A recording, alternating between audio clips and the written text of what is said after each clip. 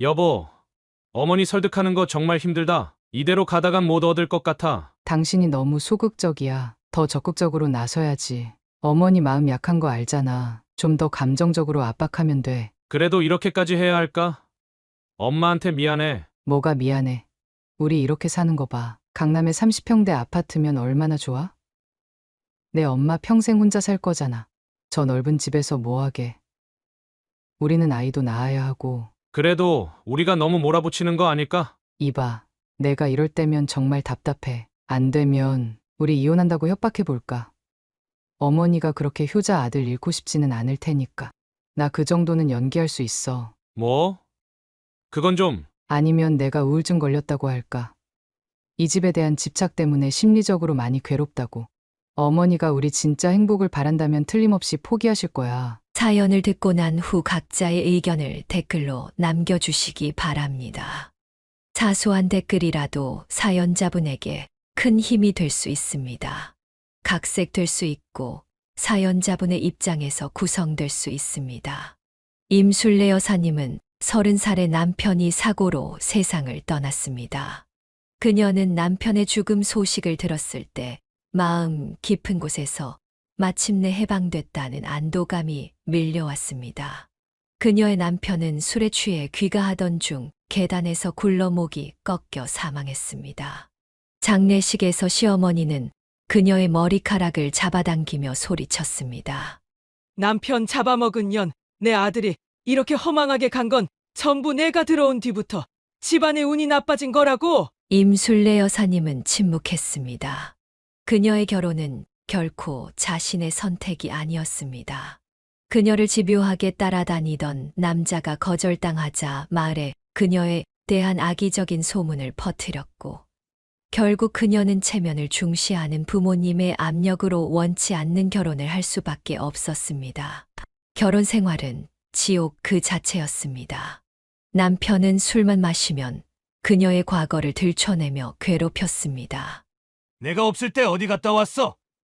또 그 첫사랑인지 뭔지 만났지? 내가 돈 버는 동안 암캐처럼 냄새 풍기고 다닌 거 아니야? 어머님이 심부름 시켜서 나간 것뿐이야. 그런 억지를 왜 부려? 결혼 5년 차부터 남편의 폭력은 더욱 심해졌습니다. 처음에는 물건을 집어던지는 정도였지만 점점 그녀의 몸에 직접 손을 대기 시작했습니다. 얼굴에 멍 자국이 채 사라지기도 전에 새로운 멍이 들곤 했습니다. 시어머니는 물론이고 그녀의 친정 부모님까지도 이 상황을 알고 있었습니다. 얼굴에 퍼렇고 검붉은 멍을 가리기에는 한계가 있었기 때문입니다. 차마 여자는 시집 가면 참는 거야. 어디 남편한테 맞는다고 집 나올 생각을 해? 친정어머니는 그녀의 눈물을 무시한 채 말했습니다.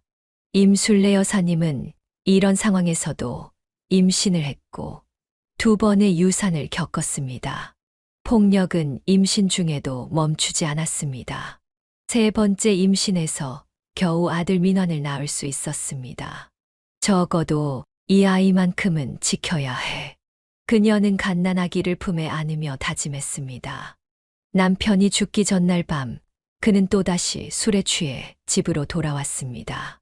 임술래 여사님은 아들을 재우고 있었고, 남편은 그녀를 보자마자 또 폭언을 시작했습니다. 오늘도 집에만 처박혀 있었냐? 뭐 하나 제대로 하는 게 없는 년이 밥은 제때 차려놓지도 못하고! 그녀는 더 이상의 폭력을 피하기 위해 서둘러 밥상을 차렸지만 남편은 밥상을 발로 걷어찼습니다. 그리고 다음 날 아침 그 소식이 들려왔습니다. 남편의 죽음 소식을 들었을 때 그녀의 머릿속에 가장 먼저 든 생각은 이제 더 이상 맞지 않아도 된다였습니다. 그리고 바로 그 다음에는 내 아들을 위해 정당한 유산을 받아내야 한다는 결심이 자리 잡았습니다. 시어머니가 장례식 내내 그녀를 괴롭히고 뺨을 핥히었지만 그녀는 꿈쩍도 하지 않았습니다. 더러운 모멸감을 참으며 아들을 지키겠다는 일념뿐이었습니다. 아니야, 너지? 네가 우리 아들 죽인 거 맞지? 어떻게 그렇게 눈물 한 방울 안 흘릴 수가 있어? 시어머니의 손톱이 그녀의 뺨을 핥히었지만 그녀는 이제 아무것도 두렵지 않았습니다. 그녀에게는 포기라는 선택지가 없었습니다. 오직 아들을 위해 조금이라도 나은 미래를 위해 싸워야만 했습니다. 그것이 남편의 영정사진을 바라보며 그녀가 다진 결심이었습니다. 내 아들을 위해서라면 어떤 고통도 견딜 수 있어. 임술래 여사님은 남편의 장례식이 끝난 후 시어머니가 보인 행동에 경악했습니다. 그녀는 남편이 남긴 모든 재산과 통장을 자신의 명의로 옮겨놓은 것입니다. 법적으로 대응해야 할 상황이었지만 그녀에게는 변호사를 선임할 돈도 법적 지식도 없었습니다. 그녀는 어린 민환이를 데리고 시댁으로 들어갔습니다. 시어머니는 그녀를 보자마자 눈을 부릅뜨며 소리쳤습니다. 뭐하러 여기 온 거야? 내 아들 죽인 년이 뻔뻔하게 발걸음을 하다니. 이제 와서 그런 말씀 마세요. 민환이 아버지 돈 돌려주시면 조용히 나갈게요. 꿈도 꾸지 마. 뭘 잘했다고 여기까지 와? 시어머니는 화가 나서 가까이 있던 화병을 집어 던졌고 그것은 임술래 여사님의 머리에 맞았습니다. 피가 줄줄 흘렀지만 그녀는 웃으며 말했습니다. 던질 거 있으면 더 던져보세요. 남편한테 맞던 것보다는 훨씬 나아요. 이 정도는 아무것도 아니에요. 시어머니의 횡포는 계속됐지만 임술래 여사님은 굴하지 않았습니다. 오히려 피 흘리는 모습 그대로 동네를 돌아다니며 자신의 상황을 알렸습니다. 그녀의 당당한 태도에 점차 동네 사람들이 그녀 편을 들기 시작했습니다. 특히 나이가 지긋한 어르신들이 시어머니를 찾아가 조언했습니다. 윤 씨네 아들이 죽은 건 안타깝지만 며느리를 그렇게 대하면 안 되지. 세상이 어떻게 변했는데 아직도 그런 구시대적인 행동을 해? 맞아. 아무리 시집살이가 힘들다고 해도 며느리 머리를 깨다니 동네 망신이야. 손자한테 그런 할머니가 어디 있어. 돌아가신 아들 생각한다면 재산 나눠주고 조용히 해결하는 게 좋을 거야. 시어머니보다 연배가 높은 어르신들의 말이었기에 시어머니는 반발하지 못했습니다. 임술래 여사님은 계속해서 시어머니의 비위를 맞추는 척하면서도 실제로는 가족의 비밀이나 약점을 살짝 이웃들에게 흘리는 방식으로 압박을 가했습니다. 그 집 할머니가 아들 어렸을 때 어떤 일을 하셨는지 아세요? 그걸 듣고 나니 제가 왜 이렇게 사는지 이해가 가더라고요. 이웃들 사이에 시어머니에 대한 좋지 않은 소문이 퍼지기 시작했고 시어머니의 체면은 구겨졌습니다. 한편으로는 임술래 여사님이 맞아도 꿈쩍하지 않는 모습에 시어머니는 점점 지쳐갔습니다. 결국 약 2달 후 시어머니는 백기를 들었습니다. 그녀는 빼돌린 돈을 모두 임술래 여사님에게 돌려주며 말했습니다. 이거 다 가져가. 대신 다시는 내 앞에 나타나지 마. 걱정 마세요. 이제 민환이의 정당한 몫을 받았으니 당신을 더 귀찮게 하지 않을게요. 그날 임술래 여사님은 생애 처음으로 스스로의 선택으로 무언가를 얻었습니다. 결혼도 삶의 방식도 모두 타인에 의해 결정되었던 그녀였지만 이제는 자신의 의지로 자신과 아들의 권리를 되찾은 것입니다. 이제 우리 새 출발을 하자. 민환아. 그녀는 그동안 배워온 여자는 순종적이어야 한다. 부모는 무조건 공경해야 한다는 가르침이 절대적인 것이 아님을 깨달았습니다. 자신의 권리를 위해 당당히 목소리를 내는 것이 때로는 필요하다는 것을 몸소 체험한 순간이었습니다. 그렇게 임술래 여사님은 뒤돌아보지 않고 친정 부모와도 인연을 끊은 채 아들과 함께 새로운 삶을 향해 발걸음을 내딛었습니다. 임술래 여사님은 모든 것을 뒤로하고 아들 민환이와 함께 깊은 산골 마을로 이주했습니다. 그녀가 선택한 곳은 전라도의 작은 농촌 마을이었습니다. 한 번도 가본 적 없는 낯선 땅이었지만 그녀에게는 과거의 상처로부터 멀어질 수 있는 새로운 터전이었습니다. 그녀는 작은 집을 구해 보금자리를 마련했습니다. 주변 농가에서 일손을 돕고 마을 공동 작업에 참여하며 조금씩 마을 사람들과 어울리기 시작했습니다. 처음에는 낯설고 힘들었지만 그녀의 성실함과 부지런함이 사람들의 마음을 열게 했습니다. MC 아주머니, 우리 밭을 좀 도와주면 고구마 한 자루 드릴게요. 네, 기꺼이 돕겠습니다. 민환이도 고구마 좋아하니까요. 아들 민환이는 마을의 자연 속에서 무럭무럭 자라났습니다. 밭에서 뛰어놀고 계곡에서 멱을 감으며 천진난만한 유년 시절을 보냈습니다. 임술래 여사님은 가난했지만 아들에게만큼은 풍족한 사랑을 주려고 노력했습니다. 민환이가 초등학교에 입학하고 얼마 지나지 않아 그는 컴퓨터를 사달라고 조르기 시작했습니다. 엄마, 우리 반 친구들은 다 컴퓨터 있대. 나도 게임하고 싶어. 컴퓨터. 그건 비싸고 머리에도 안 좋다는데. 마을의 다른 부모들은 대부분 아이들에게 컴퓨터를 사주지 않았고 오히려 늦게 접하게 하는 것이 좋다고 조언했습니다. 하지만 임술래 여사님은 아버지 없이 자라는 아들에게 부족함을 느끼게 하고 싶지 않았습니다. 알았어, 사줄게. 하지만 공부도 열심히 해야 한다. 그렇게 그녀는 무리해서 컴퓨터를 사주었고 이후로도 민환이가 원하는 휴대폰, 유행하는 옷, 장난감 등을 거의 거절하지 못했습니다. 어린 시절 자신이 원하는 것을 하나도 가질 수 없었던 기억이 그녀를 약하게 만들었습니다. 시간이 흐르면서 민환이는 점점 버릇없이 변해갔습니다. 중학생이 되자 시골 생활의 불만을 터뜨리기 시작했습니다. 엄마, 우리 이 총구석 좀 떠나자. 내 친구들 다 도시로 이사 갔어. 여기가 뭐가 나쁘니? 너 예전에는 여기 좋다고 했잖아. 그건 어렸을 때고, 이제 나도 컴퓨터 학원도 다니고 싶고, 제대로 된 학교 다니고 싶어. 여기 학교는 전교생이 몇 명밖에 안 돼. 이러다 나 대학 어떻게 가? 임술래 여사님은 마음이 흔들렸지만 이번만큼은 단호하게 거절했습니다. 지금은 안 돼. 엄마가 여기서 일자리를 잡았고, 우리 지금 형편으로는 도시에서 살 수 없어. 엄마 정말 이기적이다. 다른 부모들은 애들 교육 때문에 서울로 올라가는데, 엄마는 날 여기 붙잡아두려고만 해.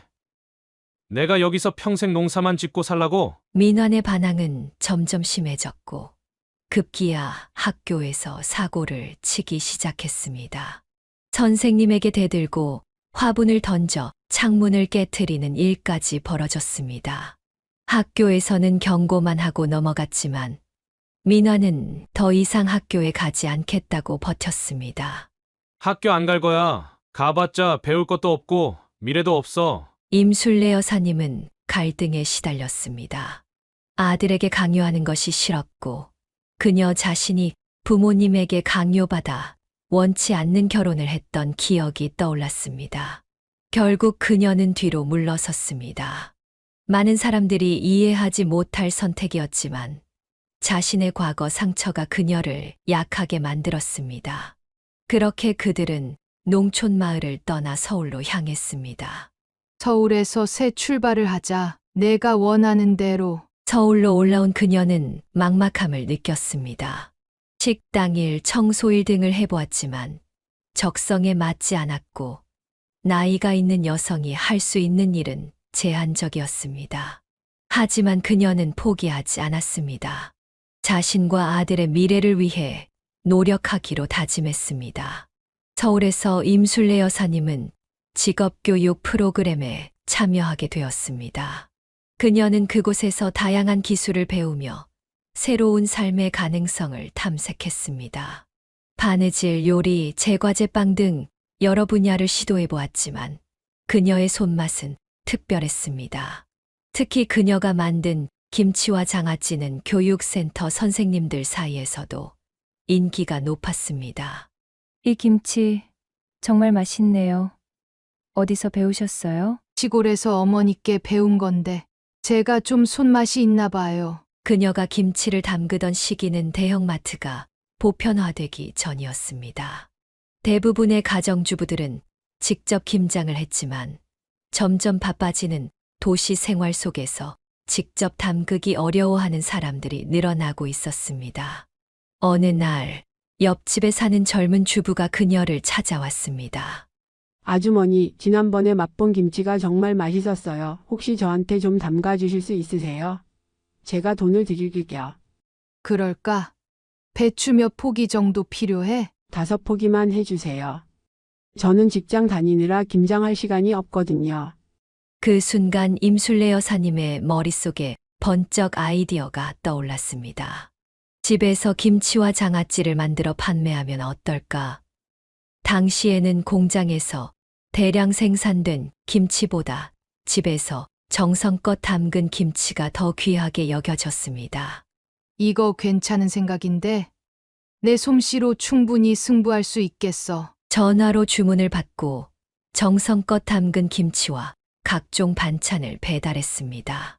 처음에는 작은 규모로 시작했지만 입소문이 퍼지면서 주물량이 늘어났습니다. 그녀의 김치와 장아찌, 그리고 다양한 밑반찬은 맛과 정성으로 승부했고 곧 단골이 생기기 시작했습니다. 아주머니, 다음 주에도 콩나물 무침이랑 오이소박이 부탁드려요. 알았어요. 이번엔 새로 담근 깨씹 장아찌도 한번 맛보세요. 사업이 번창하면서 그녀는 작은 가게를 임대했습니다. 임술래 손맛 반찬 가게라는 간판을 걸고 더 많은 종류의 반찬을 판매하기 시작했습니다. 이전에 살던 마을의 신선한 농산물을 직접 공수해와 반찬을 만들었기 때문에 그녀의 반찬은 맛과 품질 면에서 경쟁력이 있었습니다. 경제적 여유가 생기자 민원이는 더욱 버릇없이 행동하기 시작했습니다. 성인이 된 아들은 취업 대신 어머니에게 의존하는 모습을 보였습니다. 엄마, 나 차 좀 사줘. 다른 집 애들은 면허 따면 다 차 한 대씩 있던데. 뭐? 차는 무슨? 그거 사면 보험이랑 기름값도 많이 들어가. 내가 취직해서 벌면 사. 엄마 돈 잘 버는 반찬 가게 사장님이잖아. 뭐가 아까워서 그래? 사업이 안정적으로 성장하면서 임술래 여사님은 직원을 2명 고용했습니다. 김치와 장아찌를 담그는 일을 도와줄 인력이 필요했던 것입니다. 시간이 지나면서 그녀의 가게는 동네에서 유명한 맛집으로 자리 잡았고 백화점, 식품관에서도 입점 제안이 들어왔습니다. 임술래 씨, 우리 백화점 식품관에 들어오시면 어떨까요? 손님들이 정성 들인 반찬을 찾고 있거든요. 정말요? 제가 그런 기회를 받다니 감사합니다. 백화점 입점을 계기로 그녀의 사업은 더욱 번창했습니다. 마을에서 공수해 오던 농산물의 양이 늘어나면서 그녀는 전에 살던 마을 사람들에게도 안정적인 수입원을 제공하게 되었습니다. 그녀의 성공은 본인뿐만 아니라 주변 사람들에게도 긍정적인 영향을 미쳤습니다. 그러나 경제적 여유가 생기자 당시 취업 준비생이던 민원이는 더욱 나태해졌습니다. 그는 어머니의 사업을 자신의 백업 플랜으로 여기는 듯 했습니다. 취업 안 되면 엄마 가게 물려받으면 되지 뭐. 반찬 만드는 거 얼마나 어려워. 임술래 여사님은 아들의 태도에 마음이 아팠지만 끝까지 희망을 놓지 않았습니다. 그녀는 자신의 사업을 통해 경제적 독립을 이루었고 이제는 아들도 자신의 길을 찾기를 바랐습니다. 임술래 여사님은 어르고 달래서 민원이를 서울의 한 대학에 보냈습니다. 남들보다 늦게 대학생이 된 민원은 졸업 후 대기업 입사라는 의외의 성과를 이루었습니다. 하지만 그의 취업 생활은 오래가지 못했습니다. 출근한 지 3일 만에 아무런 설명 없이 회사에 나가지 않았고 결국 해고되었습니다. 그날 아침 임술래 여사님은 출근 준비를 하지 않고 침대에 누워있는 아들을 발견했습니다. 민환아, 왜 아직도 누워있어? 회사 안 가? 민화는 이불을 뒤집었으며 대답했습니다. 거기 다니기 싫어. 상사가 꼰대라서 못 견디겠어. 사표 냈어. 뭐라고? 겨우 며칠 다녀보고 어떻게 그런 판단을 해? 적어도 한 달은 다녀봐야. 엄마는 그런 세계를 모르잖아. 요즘 세상이 어떤지 알아? 이 일을 시작으로 민환의 취업과 퇴사는 반복되었습니다. 두 번째 직장은 일주일을 세 번째는 한 달을 버텼지만 결국 사소한 이유로 모두 그만두었습니다. 팀장이 내 의견을 무시해서 그만뒀어. 회사 분위기가 너무 딱딱해서 못 견디겠어. 내 능력을 제대로 인정해주지 않아. 결국 민화는 취업을 포기하고 집에서 하루 종일 게임만 하는 생활을 시작했습니다. 그러면서도 어머니에게는 계속해서 용돈을 요구했습니다. 엄마, 나가기 전에 돈 좀 줘. 친구들 만나는데 돈이 많이 필요해. 너 이러면 안 되지. 어른이 되었으면 스스로 돈을 벌어야. 그래서 내가 취업하려고 노력했잖아. 세상이 날 받아주지 않는데 어쩌라고? 임술래 여사님은 아들이 자립심을 갖게 하려고 가끔 용돈을 줄이기도 했지만 그럴 때마다 민화는 극단적인 반응을 보였습니다. 엄마가 날 사랑하지 않는 거지? 내가 왜 태어났는지 모르겠어. 차라리 죽어버릴까? 이런 말을 들을 때마다 그녀는 자신이 실패한 어머니라는 생각에 무너져 내렸습니다. 불행했던 결혼 생활과 폭력에 시달렸던 기억, 남편이 없는 아들에게 상처를 주지 않으려던 마음이 오히려 아들을 나약하게 만든 것은 아닐까 자책했습니다. 내가 잘못했어. 내 아버지처럼 되지 않게 하려고 너무 감싸줬나 봐. 시간이 흐르고 민환이 30살이 되었을 때 기적처럼 그의 생활에 변화가 찾아왔습니다. 어느 날 그는 깔끔하게 차려입고 집을 나갔고 저녁에 돌아와서는 취직했다고 말했습니다. 엄마, 나 오늘부터 회사 다니기로 했어. 중소기업이긴 한데 내가 할 수 있는 일인 것 같아. 임술래 여사님은 기뻤지만 또다시 며칠 만에 그만둘까 걱정되었습니다. 하지만 이번에는 달랐습니다. 민화는 한 달, 두 달 계속해서 출근했고 점점 자신감을 찾아갔습니다. 엄마, 이번 회사 사람들은 나를 인정해줘. 내가 기획한 아이디어가 채택됐어. 세 달째 되던 날, 민화는 더 놀라운 소식을 가져왔습니다. 엄마, 사실 내가 좋아하는 사람이 생겼어. 회사 동료인데 나보다 2살 많아. 진짜 멋진 여자야. 임술래 여사님은 아들의 붉어진 얼굴을 보며 가슴이 뭉클했습니다. 드디어 어른이 되어가는 모습이었습니다. 그래. 어떤 사람인데? 엄마한테 소개시켜 주면 안 될까? 한 달 후, 민화는 여자친구 지연을 집으로 데려왔습니다. 지연은 단정하고 똑부러지는 인상의 여성이었습니다. 그녀는 임술래 여사님을 보자마자 공손하게 인사했습니다. 안녕하세요. 어머님 민환 씨 얘기 많이 들었어요. 저는 박지연이라고 합니다. 어서 와요. 우리 민환이가 많이 챙겨주나요? 네, 정말 잘해줘요. 처음엔 좀 서툴렀지만 요즘은 정말 열심히 하는 모습이 감동적이에요. 지연은 회사에서 민환의 선배로 그를 많이 도와주고 이끌어 주었다고 했습니다. 그녀의 영향으로 민환은 점점 책임감 있는 사람으로 변해가고 있었습니다. 임술래 여사님은 지연이 너무 고마웠습니다. 저희 민환이가 많이 부족할 텐데 잘 봐주셔서 감사해요. 아니에요. 민환 씨는 정말 잠재력이 많은 사람이에요. 저보다 창의적인 아이디어가 많아서 회사에서도 인정받고 있어요. 그날 이후로 임술래 여사님은 지연이 자주 집에 오는 것을 환영했습니다. 그녀는 민환을 긍정적인 방향으로 이끌어 주었고 그의 생활 습관도 많이 개선되었습니다. 게임 시간은 줄고 책을 읽거나 미래를 계획하는 시간이 늘어났습니다. 6개월 후 민환은 어머니에게 중대한 발표를 했습니다. 엄마, 나 지연이랑 결혼하고 싶어. 아직 정식으로 프로포즈한 건 아니지만 둘이 얘기해봤는데 서로 생각이 같아. 임술래 여사님은 눈물이 날 것 같았습니다. 아들이 드디어 진정한 어른으로 성장하는 모습을 보는 것은 그녀의 오랜 꿈이었습니다.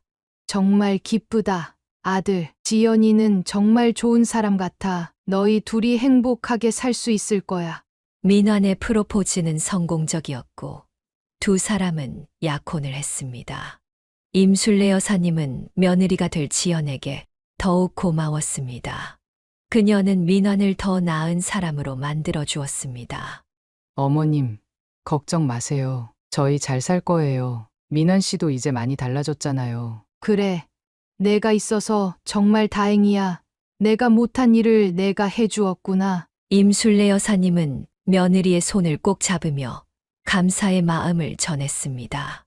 오랜 시간 기다려온 아들의 변화는 그녀에게 진정한 행복을 가져다 주었습니다. 민환과 지연의 결혼 이야기가 구체화되면서 양가 상견례 날짜가 잡혔습니다. 임술래 여사님은 긴장된 마음으로 준비했습니다.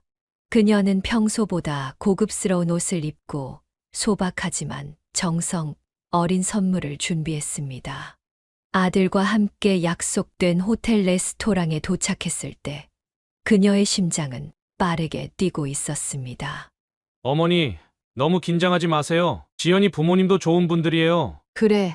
알아. 그냥 우리 아들이 이렇게 좋은 집안과 연결되는 게 기쁘면서도 걱정되네. 레스토랑 입구에서 지연의 가족이 기다리고 있었습니다.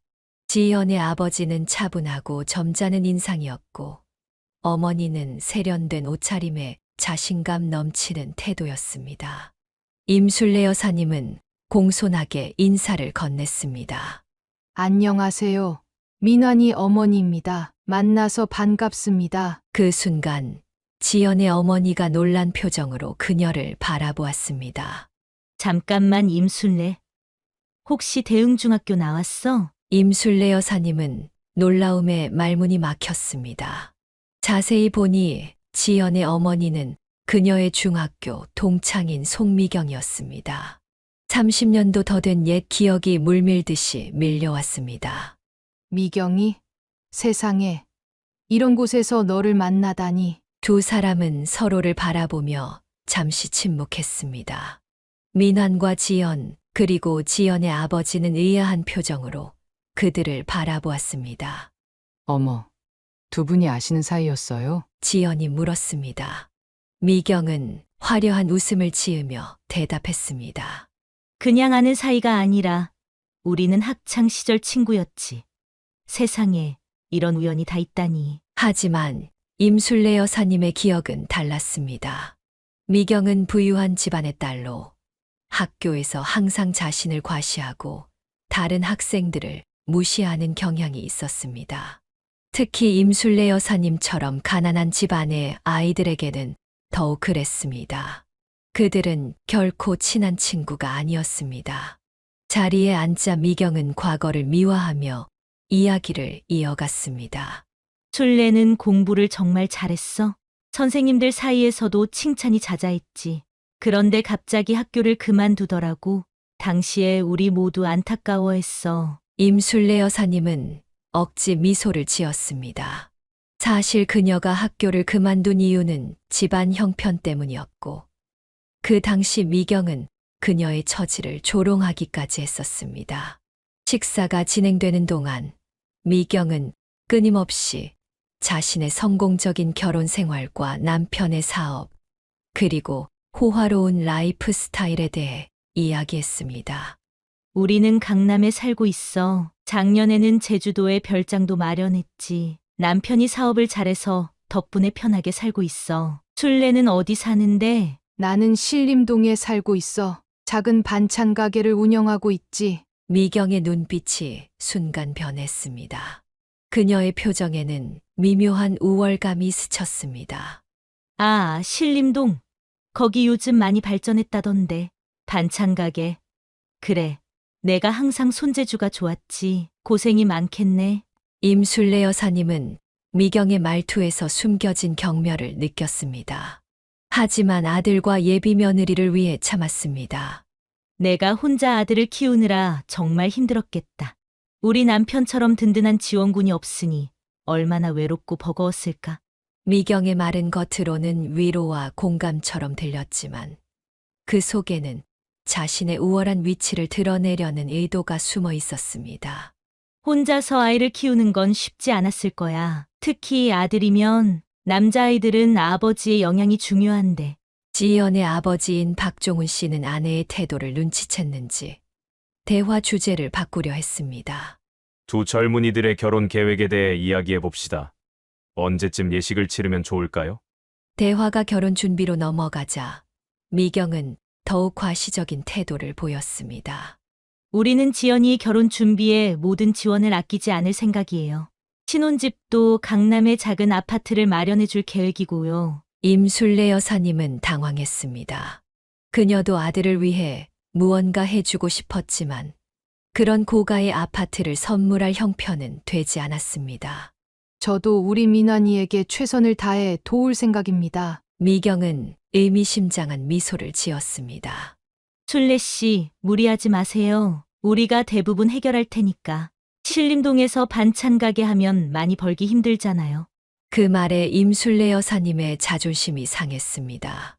하지만 그녀는 감정을 억누르고 미소로 대응했습니다. 상견례가 끝나고 집으로 돌아오는 길, 임술래 여사님의 마음은 복잡했습니다. 30년 전의 모욕적인 기억들이 다시 되살아났고 미경의 오만한 태도가 그녀의 자존심을 건드렸습니다. 어머니, 괜찮으세요? 좀 피곤해 보이시네요. 괜찮아.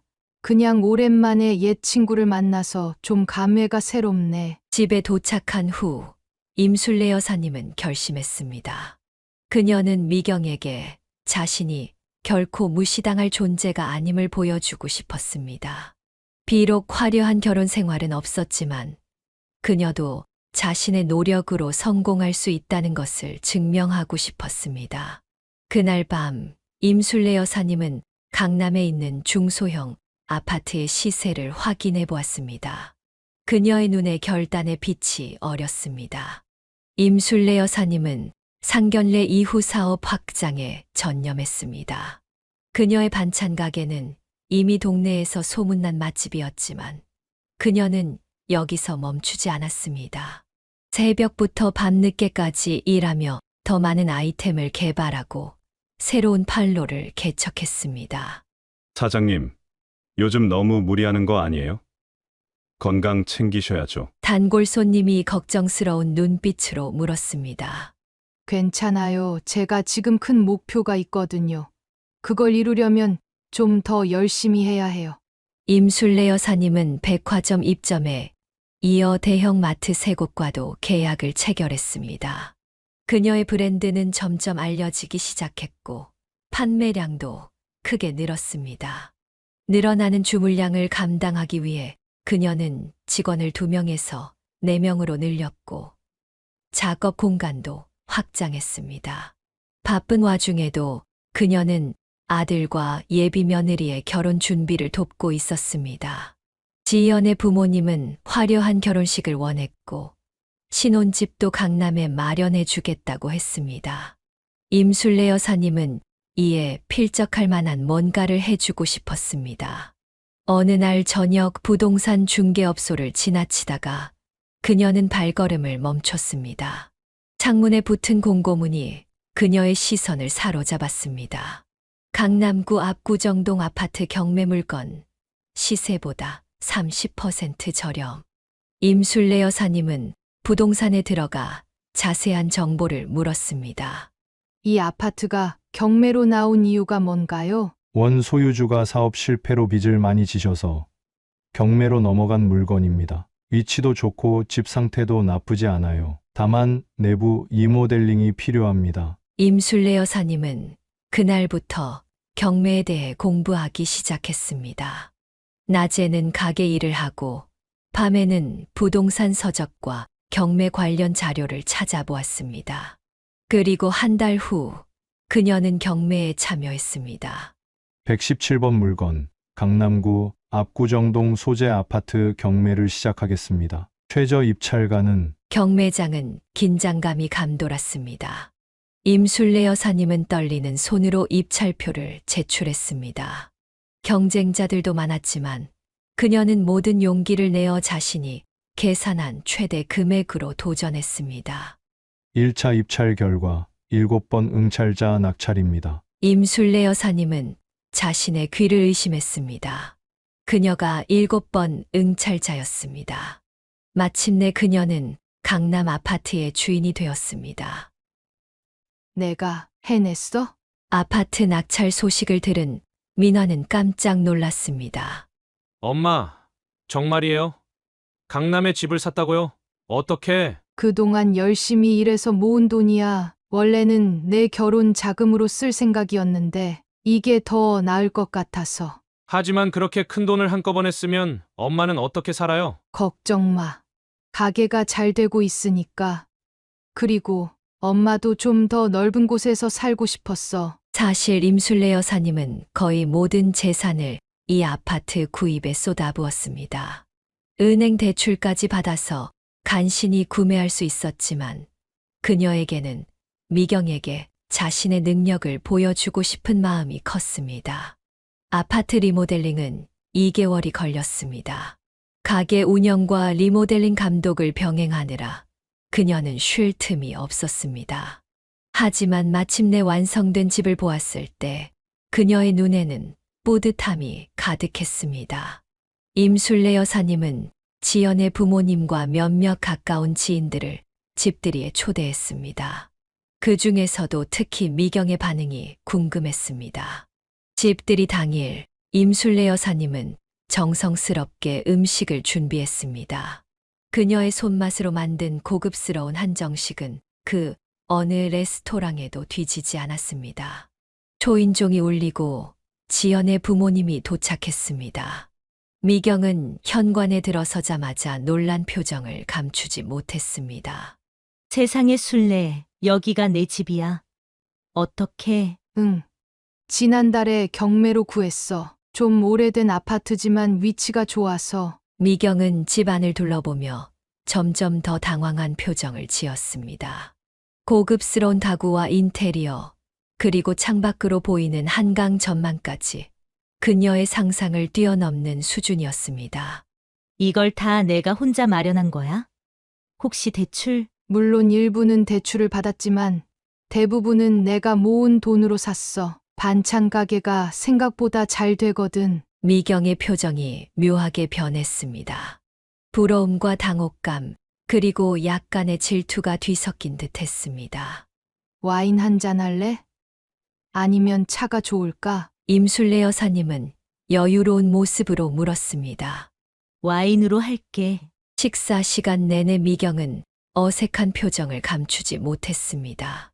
하지만 지연의 아버지인 박종훈 씨는 임술래 여사님의 성취를 진심으로 축하해 주었습니다. 정말 대단하십니다. 임 여사님 혼자서 사업도 성공시키고 이런 멋진 집도 마련하셨으니 우리 지연이가 좋은 시어머니를 만난 것 같아 다행입니다. 과찬이세요. 저는 그저 제 아들이 행복했으면 하는 바람뿐입니다. 식사가 끝나고 미경이 화장실에 간 사이 박종훈 씨는 임술래 여사님에게 작은 목소리로 말했습니다. 저희 아내가 가끔 말을 함부로 해서 죄송합니다. 사실 임 여사님 같은 분을 보면 많이 배워야 한다고 생각하는데. 아니에요. 신경 쓰지 마세요. 우리 아이들이 잘 지내는 게 중요하지요. 집들이가 끝나고 모두가 돌아간 후 임술래 여사님은 혼자 소파에 앉아 깊은 숨을 내쉬었습니다. 오랫동안 품어왔던 자존심의 상처가 조금은 아물어가는 느낌이었습니다. 내가 해냈어. 누구의 도움도 없이. 오직 내 힘으로. 그녀의 성취는 단순히 미경에게 보여주기 위한 것만은 아니었습니다. 그것은 자신을 위한 것이었고 자신의 능력을 증명하고 싶었던 오랜 갈망의 결실이었습니다. 그리고 이제 그녀는 아들의 결혼을 자신감 있게 맞이할 준비가 되어 있었습니다. 창밖으로 보이는 한강의 야경을 바라보며 임술래 여사님은 빙그레 미소를 지었습니다. 30살의 남편을 잃고 홀로 아들을 키워온 그녀의 인생 여정은 결코 순탄치 않았지만 이제 그녀는 자신의 길을 당당히 걸어가고 있었습니다. 임술래 여사님의 삶은 강남 아파트 구입 이후 조금씩 안정을 찾아가고 있었습니다. 사업도 순조롭게 확장되었고 아들 민환의 결혼도 무사히 치러졌습니다. 신혼부부는 지연의 부모님이 마련해준 강남의 작은 아파트에서 새 출발을 시작했습니다. 임술래 여사님은 가끔 그들을 방문하거나 두 사람을 자신의 집으로 초대하며 행복한 시간을 보냈습니다. 그러던 어느 날 저녁 늦게까지 가게 일을 마치고 집에 돌아온 임술래 여사님은 현관문 앞에서 누군가를 발견했습니다. 바로 그녀의 며느리 지연이었습니다. 지연아, 이 시간에 여긴 어쩐 일이야? 민환이는? 어머니, 혼자 왔어요. 해야 할 말이 있어서요. 임술래 여사님은 며느리를 안으로 들였습니다. 지연은 평소와 달리 다소 긴장한 표정이었습니다. 그들이 거실에 앉자 지연은 핸드백에서 종이 한 장을 꺼내 테이블 위에 올려놓았습니다. 어머니, 사실 제가 오늘 큰 부탁을 드리러 왔어요. 무슨 일인데? 민환이랑 무슨 일 있어? 아니요. 저희 사이는 괜찮아요. 다만, 지연은 잠시 망설이다가 말을 이었습니다. 어머니, 저희가 어머니 아파트에 살게 해주실 수 있을까요? 임술래 여사님은 당황했습니다. 뭐라고? 우리 집에서 살자고? 그런데 너희 집은? 사실 그 집이 너무 작아요. 민환 씨 회사도 여기서 가깝고 제 직장도 이쪽이라서 통근 시간도 절약되고요. 그리고 어머니는 가게 근처로 이사하시는 게 어떨까 싶어서요. 임술래 여사님은 잠시 말을 잃었습니다. 그녀가 온 힘을 다해 마련한 강남 아파트를 며느리가 달라는 것이었습니다. 지연아, 이건 좀 갑작스러운데. 알아요, 어머니. 하지만 진지하게 생각해봐 주세요. 사실 저희뿐만 아니라 어머니께도 좋은 일이에요. 가게랑 가까운 곳에 사시면 출퇴근 시간도 절약되고 휴식도 더 잘 취하실 수 있잖아요. 임술래 여사님은 속이 뒤틀렸습니다. 며느리의 제안은 합리적으로 들릴 수도 있었지만 그녀에게 이 아파트는 단순한 재산 이상의 의미를 가지고 있었습니다. 그것은 그녀의 자존심이자 온갖 고난을 이겨낸 증표였습니다. 내가 생각해 볼게. 하지만 지금 당장은 대답하기 어려워. 지연의 표정이 살짝 굳었습니다. 어머니, 솔직히 저희에게 정말 필요해요. 민환 씨도 전적으로 동의하고 있어요. 사실 오늘 아침에도 얘기했는데 어머니가 분명 이해해 주실 거라고. 그 말에 임술래 여사님은 배신감을 느꼈습니다. 아들이 자신과 먼저 상의하지 않고 며느리와 이런 계획을 세웠다는 사실이 그녀를 더욱 아프게 했습니다. 민환이가 그렇게 말했어? 네, 어머니가 저희를 얼마나 아끼시는지 알기 때문에 분명 허락해 주실 거라고 했어요. 집에 돌아간 지연 이후로 임술래 여사님은 며칠 동안 괴로워했습니다. 그러던 중 어느 날 민환이 찾아왔습니다. 엄마, 지연이가 말했죠? 우리 집 좀 바꿔 살자고. 그래. 내 아내가 와서 말하더구나. 엄마, 제발요. 저희에게 정말 중요한 일이에요. 지연이 회사에서 승진이 걸려 있는데 이 동네 주소지가 있으면 확실히 유리하대요. 그리고 저도 출근 시간이 훨씬 줄어들고요. 임술래 여사님은 아들의 눈을 똑바로 바라보았습니다. 이 집이 내게 어떤 의미인지 너는 알고 있니? 알아요, 엄마. 그래도 엄마가 항상 저한테 해주셨잖아요. 제가 원하는 건 늘 다 들어주셨잖아요. 그 말에 임술래 여사님은 가슴이 찢어지는 듯 했습니다. 아들이 그녀의 과거 양육 방식을 이용해 압박하고 있었습니다. 그 후로 민환과 지연은 꾸준히 압력을 가해왔습니다. 전화를 걸어 설득하기도 하고 직접 찾아와 애원하기도 했습니다. 임술래 여사님은 점점 흔들리기 시작했습니다. 내가 계속 거절하면 아들과 사이가 멀어질지도 몰라. 이 집보다 민환이가 더 중요한 건데. 그러나 운명은 그녀에게 예상치 못한 진실을 들려주었습니다. 어느 주말 오후 임술래 여사님은 민환과 지연을 만나기로 했습니다. 카페에 일찍 도착한 그녀는 두 사람이 아직 오지 않았음을 확인하고 조용히 자리에 앉았습니다. 그런데 바로 뒤 테이블에서 익숙한 목소리가 들려왔습니다. 여보, 어머니 설득하는 거 정말 힘들다. 이대로 가다간 못 얻을 것 같아. 민환의 목소리였습니다. 임술래 여사님은 얼어붙었습니다. 아들과 며느리가 그녀를 기다리며 미리 와 있었던 것입니다. 당신이 너무 소극적이야. 더 적극적으로 나서야지. 어머니 마음 약한 거 알잖아. 좀 더 감정적으로 압박하면 돼. 그래도 이렇게까지 해야 할까? 엄마한테 미안해. 뭐가 미안해. 우리 이렇게 사는 거 봐. 강남에 30평대 아파트면 얼마나 좋아? 내 엄마 평생 혼자 살 거잖아. 저 넓은 집에서 뭐 하게. 우리는 아이도 낳아야 하고. 임술래 여사님은 숨을 죽였습니다. 며느리의 차가운 계산이 느껴졌습니다. 그래도 우리가 너무 몰아붙이는 거 아닐까? 이봐, 내가 이럴 때면 정말 답답해. 안 되면 우리 이혼한다고 협박해 볼까? 어머니가 그렇게 효자 아들 잃고 싶지는 않을 테니까. 나 그 정도는 연기할 수 있어. 뭐? 그건 좀. 아니면 내가 우울증 걸렸다고 할까? 이 집에 대한 집착 때문에 심리적으로 많이 괴롭다고.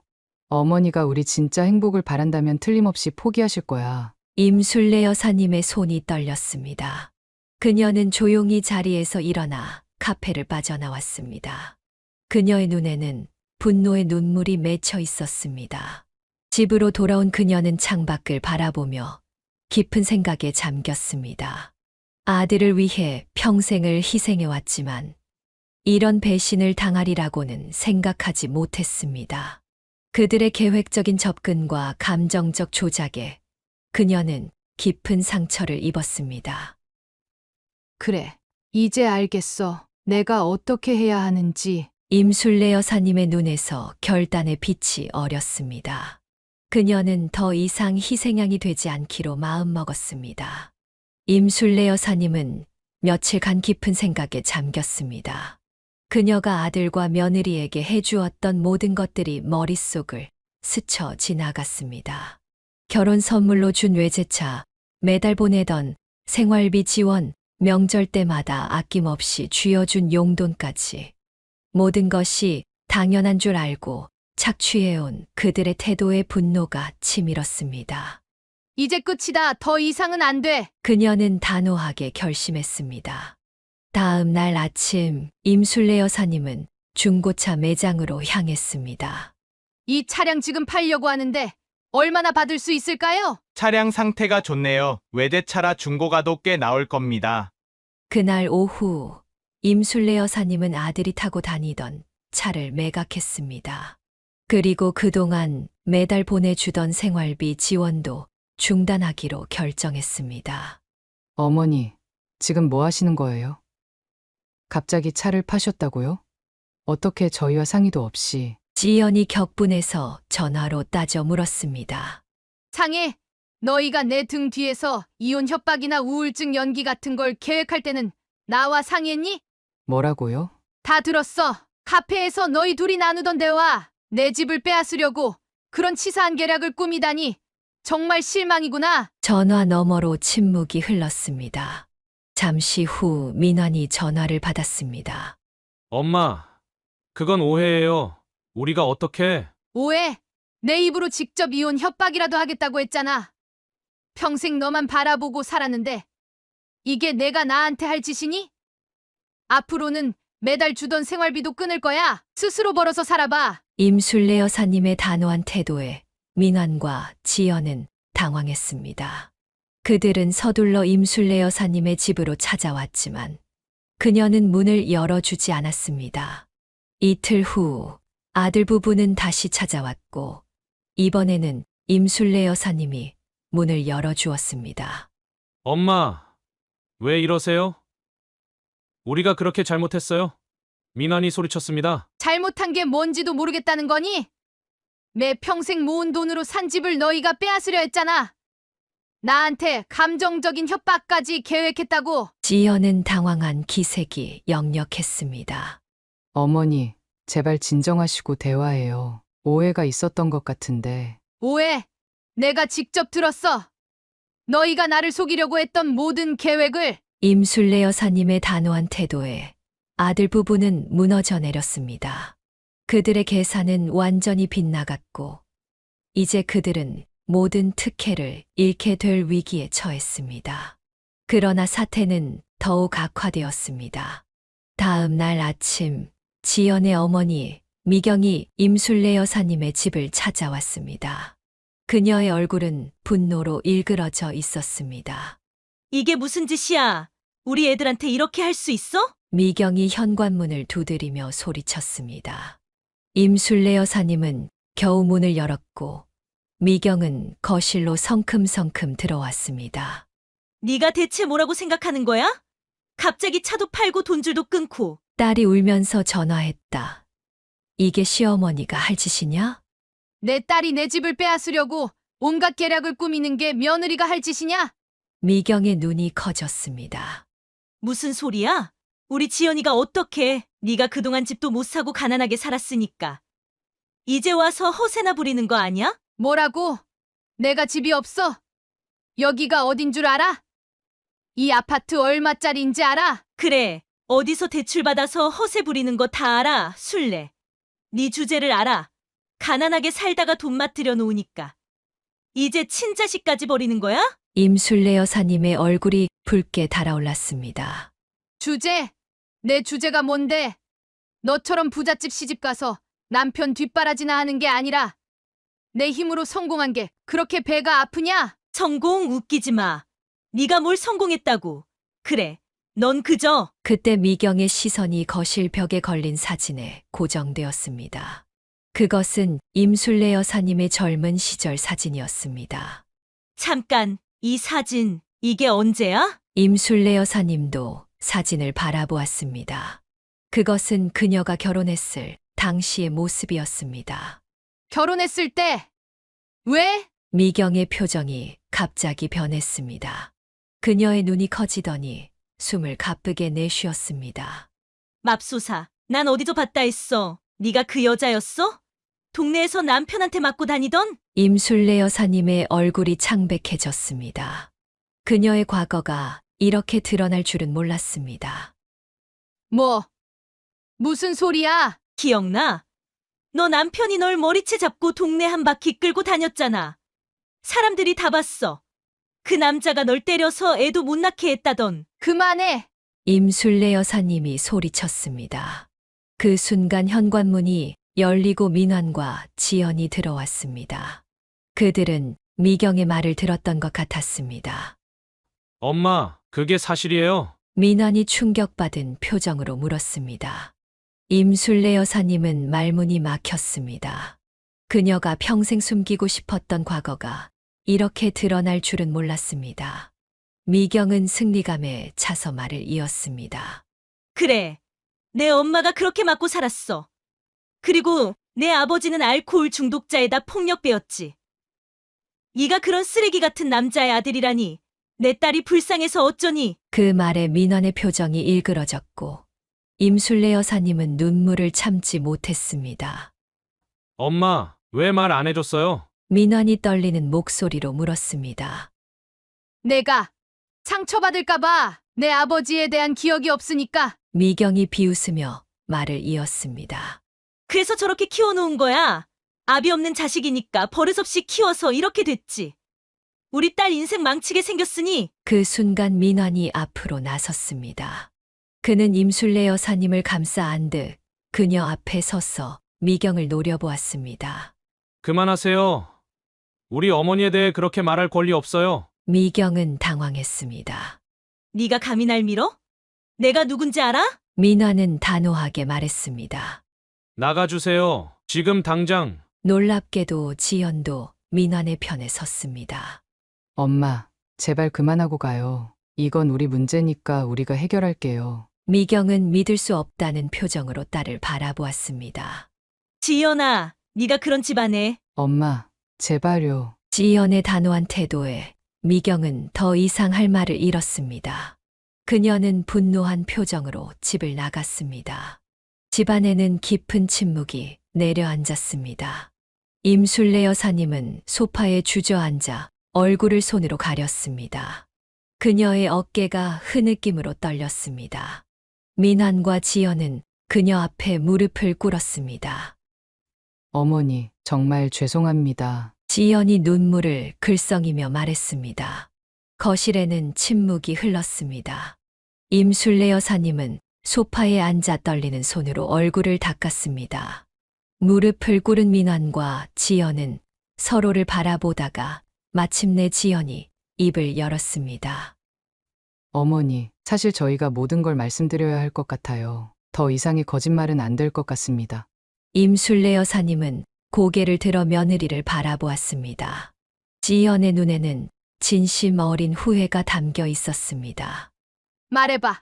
대체 무슨 일이 있었던 거니? 지연은 깊은 숨을 내쉬었습니다.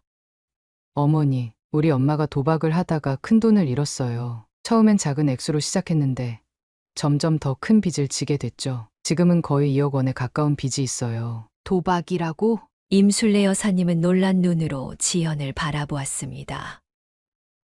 네, 처음엔 친구들과 소소하게 하던 화투판이었는데 나중엔 카지노까지 다니게 됐대요. 아버지는 전혀 모르셨어요. 엄마가 가계부를 다 관리했거든요. 민환이 이어받았습니다.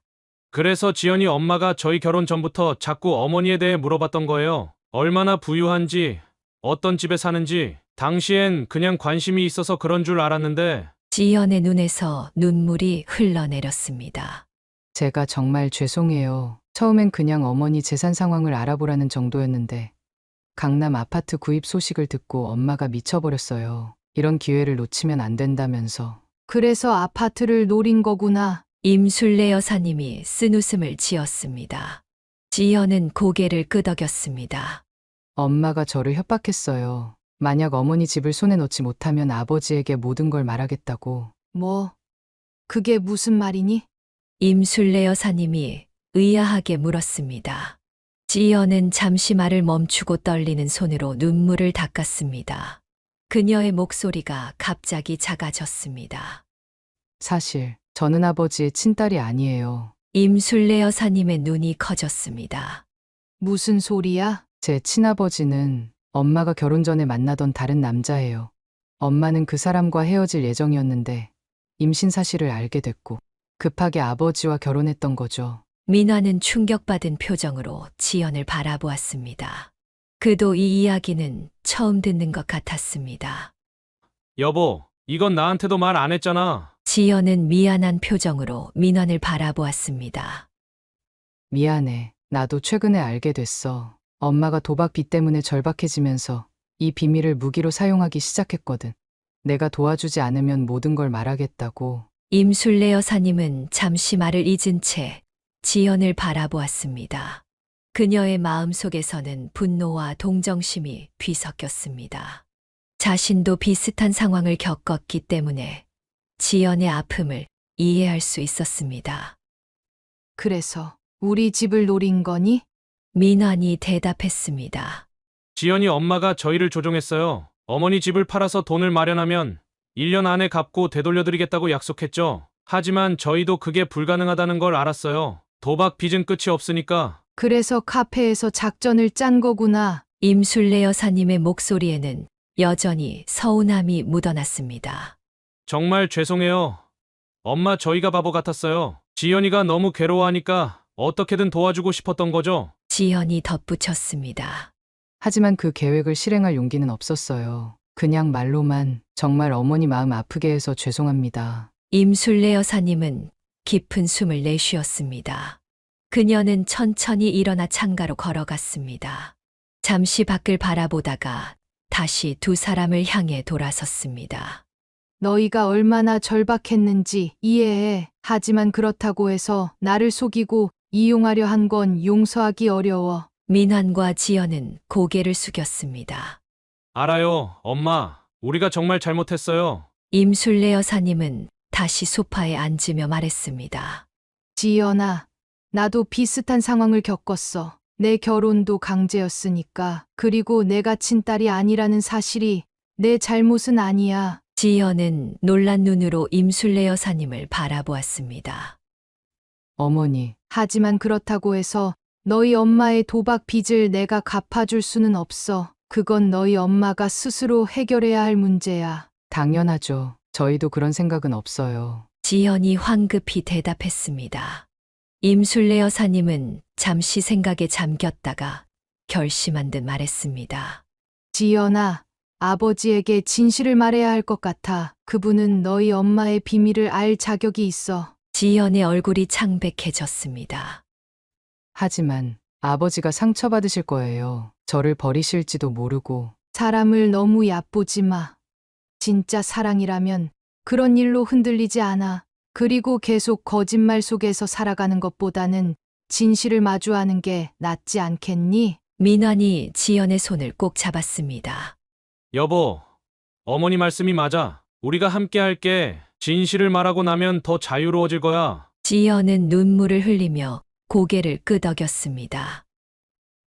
네, 아버지께 모든 걸 말씀드릴게요. 이제 더 이상의 거짓말은 없어요. 임술래 여사님은 조용히 일어나 부엌으로 향했습니다.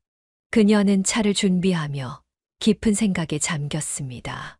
자신도 평생 숨겨온 비밀이 있었고 그것이 오늘 드러났습니다. 이제 그녀는 아들에게 자신의 과거를 제대로 설명해야 했습니다.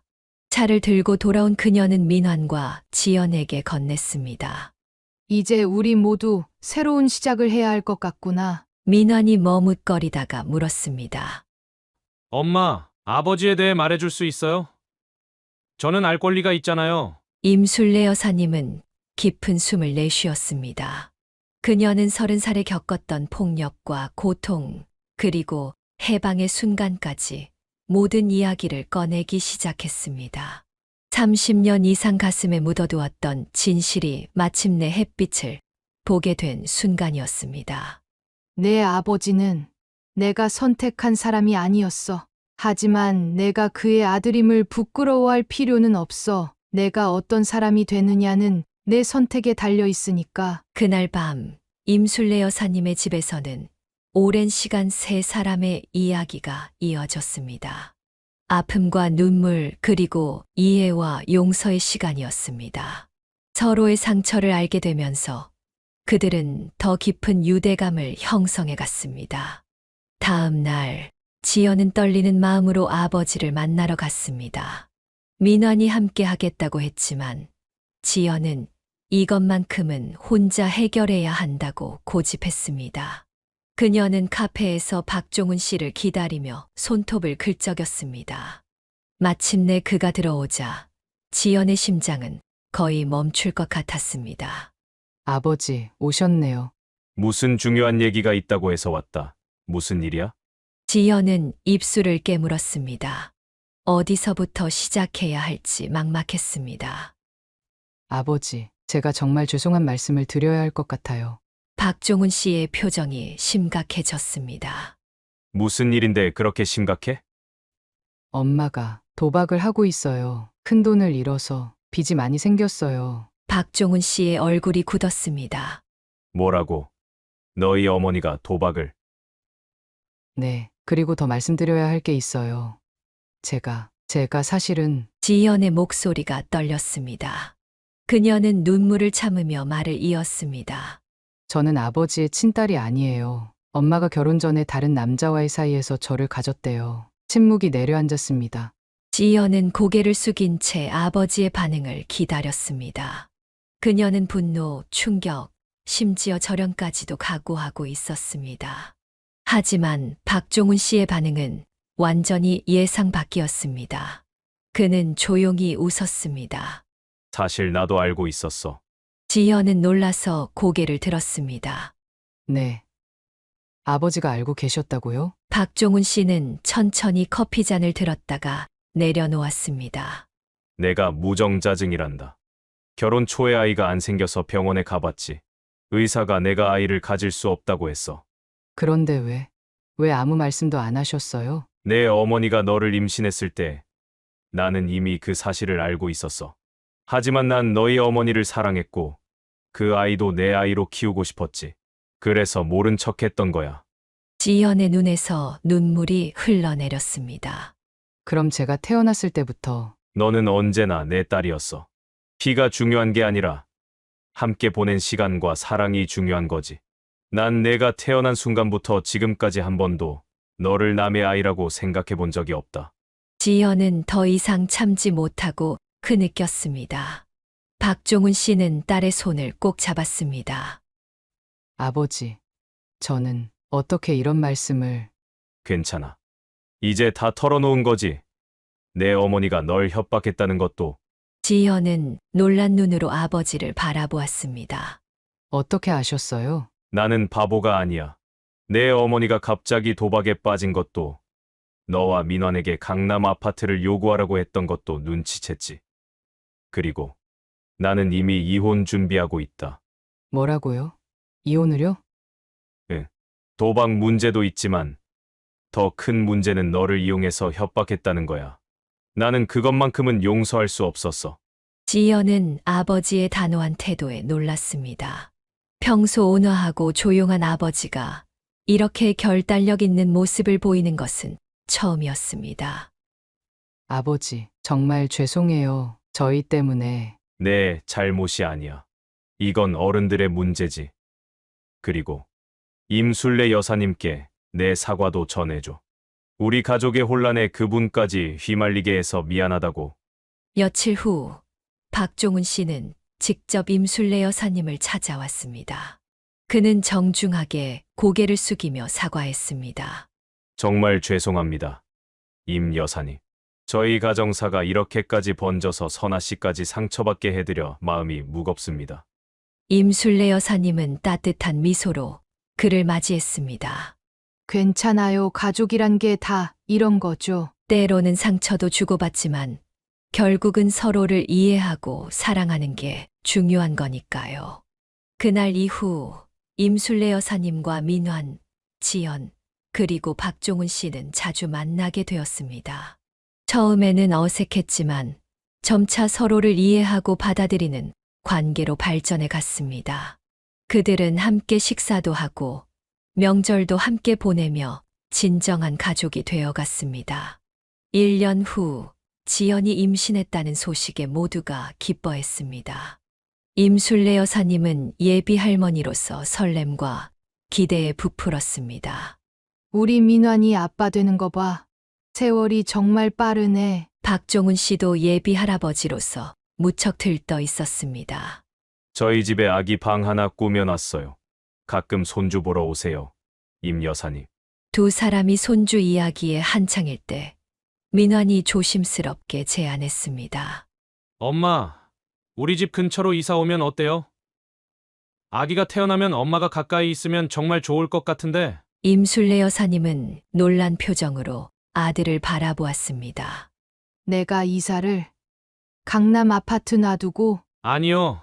그런 뜻이 아니라 그 집은 엄마 거고 우리는 그냥 가까운데 작은 집이라도 구해서 살면 좋을 것 같아서요. 임술래 여사님은 잠시 생각에 잠겼다가 미소를 지었습니다.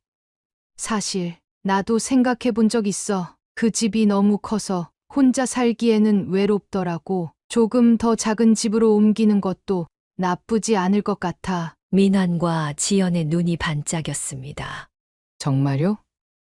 그럼 우리 같이 집 알아볼까요? 그래.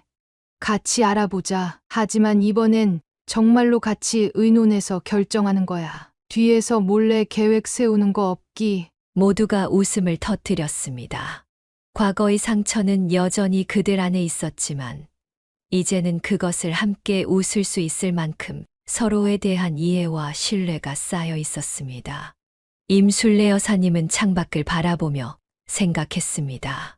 인생이란 참 예측할 수 없는 거구나.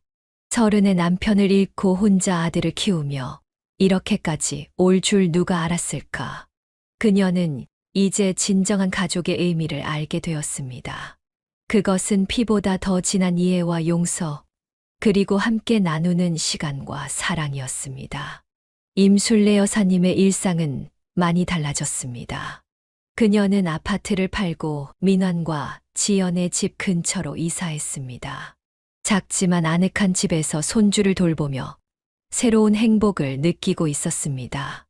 반찬 가게는 직원들에게 맡기고 일주일에 2번 정도만 들러 관리하는 정도로 줄였습니다. 그녀는 이제 자신의 시간을 더 소중히 여기게 되었습니다. 어느 가을 저녁 손주를 재운 후 임술래 여사님은 베란다에 앉아 차를 마시며 지난 세월을 돌아보았습니다. 바람이 살랑거리고 멀리서 들려오는 낙엽 소리가 그녀의 마음을 평온하게 만들었습니다. 어머니, 혼자 계시네요. 지연이 조용히 다가와 그녀 옆에 앉았습니다. 응. 그냥 생각 좀 하고 있었어. 무슨 생각을 그렇게 깊이 하고 계셨어요? 임술래 여사님은 잠시 미소를 지었습니다. 살면서 겪었던 일들, 그리고 거기서 배운 것들. 지연은 차분히 그녀의 말을 기다렸습니다. 임술래 여사님은 손에 든 찻잔을 내려놓고 말을 이었습니다. 내가 요즘 깨달은 게 있어. 사람은 진실을 감추면 결국 더 큰 상처를 받게 된다는 거야. 어떤 의미에서요? 내가 평생 민환이에게 그 아버지에 대한 진실을 숨겼잖아. 아이에게 상처 줄까봐. 그 아이가 자신의 뿌리를 부끄러워할까봐 두려웠던 거지. 하지만 그게 오히려 더 큰 상처가 됐어. 지연은 고개를 끄덕였습니다. 저도 비슷한 경험이 있죠. 아버지께 진실을 말하지 못해 괴로웠던 시간들. 맞아. 너도 진실을 숨기려다 내 어머니에게 이용당했고, 결국 진실은 언젠가는 드러나게 되어 있는 것 같아. 바람이 조금 더 세게 불었고 임술래 여사님은 가디건을 여미며 계속했습니다.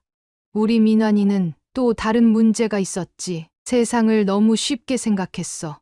내가 평생 그 아이를 감싸주다 보니 현실의 냉혹함을 제대로 경험하지 못했던 거야. 그래도 이제는 많이 달라졌어요. 아이 아빠가 된다는 책임감 때문인지 요즘은 정말 열심히 일하고 있어요. 임술래 여사님은 따뜻한 눈빛으로 미소 지었습니다. 그래, 그게 얼마나 기쁜지 몰라. 사람은 다 자기 때가 있는 것 같아. 빨리 성숙하는 사람도 있고, 좀 더 시간이 필요한 사람도 있고. 잠시 침묵이 흘렀습니다. 멀리서 들려오는 자동차 소리와 도시의 소음이 그들의 대화 사이를 채웠습니다. 어머니, 혹시 예전에 그런 일을 겪으셨는데도 어떻게 그렇게 강하게 살아오실 수 있었어요? 임술래 여사님은 깊은 숨을 내쉬었습니다. 강하다기보다는 그냥 살아야 했던 거야. 특히 아이가 있으면 선택지가 없어. 무너질 여유도 없이 그저 앞으로 나아가야만 했지. 그래도 많은 사람들은 그런 상황에서 포기하거나 무너지기도 하잖아요. 나도 무너지고 싶은 순간이 수없이 많았어. 하지만 그럴 때마다 내가 이렇게 무너지면 민환이는 어떻게 되지? 하는 생각이 나를 다시 일으켜 세웠던 것 같아. 지연의 눈에 눈물이 글썽였습니다. 정말 대단하세요, 어머니. 대단한 게 아니라 그냥 엄마니까. 너도 이제 알게 될 거야. 아이를 위해서라면 상상도 못한 힘이 나오는 법이야. 임술래 여사님은 잠시 하늘을 올려다보았습니다. 별이 조금씩 보이기 시작했습니다. 내가 최근에 깨달은 또 하나의 진리는 진정한 사랑과 위로는 서로의 아픔을 숨기지 않고 마주할 때 시작된다는 거야. 어떤 의미인가요? 우리 가족이 모든 진실을 마주하고 나서야 진짜 가족이 됐잖아. 너와 박종훈 씨의 관계도 그렇고 나와 민환의 관계도 그렇고 상처를 드러내니까 오히려 더 깊게 서로를 이해하고 사랑할 수 있게 된 거지. 지연은 생각에 잠겼다가 말했습니다. 그런데 어머니, 우리 아이는 어떻게 키워야 할까요? 저도 가끔 불안해요. 제가 좋은 엄마가 될 수 있을지. 임술래 여사님은 지연의 손을 따뜻하게 잡았습니다. 완벽한 부모는 없어. 우리는 다 실수하고 때로는 잘못된 선택을 하기도 해. 중요한 건 그 아이를 진심으로 있는 그대로 사랑해 주는 거야. 그리고 솔직하게 소통하는 거지. 내가 민환이한테 가장 후회하는 건 솔직하지 못했던 거야. 솔직함이요. 그래. 진실이 때로는 아플 수 있어도 거짓말보다는 덜 해로워. 진실은 치유의 시작점이 될 수 있거든. 이야기를 나누는 동안 민환이 돌아왔습니다. 그는 조용히 베란다로 나와 두 사람의 대화에 합류했습니다. 무슨 심각한 이야기 중이야? 별거 아니야. 그냥 인생 이야기 좀 하고 있었어. 임술래 여사님이 대답했습니다. 민환은 어머니 옆에 앉으며 말했습니다. 엄마, 나 요즘 자주 생각해요. 만약 아버지가 살아계셨다면 어땠을까? 그리고 엄마가 그런 힘든 시간을 혼자 겪었다는 게 너무 미안해요. 임술래 여사님은 아들의 어깨를 토닥였습니다. 그런 생각하지 마. 내 아버지가 우리와 함께 했다면 우리는 아마 다른 사람들이 되어 있었을 거야. 더 행복했을지, 덜 행복했을지는 아무도 몰라. 중요한 건 지금 우리가 여기 함께 있다는 거지. 세 사람은 밤하늘을 바라보며 잠시 침묵했습니다. 그들의 마음속에는 각자의 상처와 아픔이 있었지만 이제는 그것을 함께 나누고 치유할 수 있는 진정한 가족이 되어 있었습니다. 임술래 여사님은 마음속으로 생각했습니다. 인생은 그런 거야. 우리가 계획한 대로 흘러가지 않아. 하지만 그 우여곡절 속에서도 결국 우리는 서로를 찾아내고 함께 성장해 가는 거지. 그녀는 손주의 사진이 담긴 액자를 바라보며 미소 지었습니다. 그녀의 삶은 결코 쉽지 않았지만 지금의 행복이 그 모든 고통을 같이 잊게 만들었습니다. 사연을 듣고 댓글을 남겨주시기 바랍니다. 사소한 의견일지라도 사연자분에게는 큰 힘이 됩니다. 노골적인 악성 댓글은 사연자분에게 상처가 될 수 있으니 삼가주시기 바랍니다.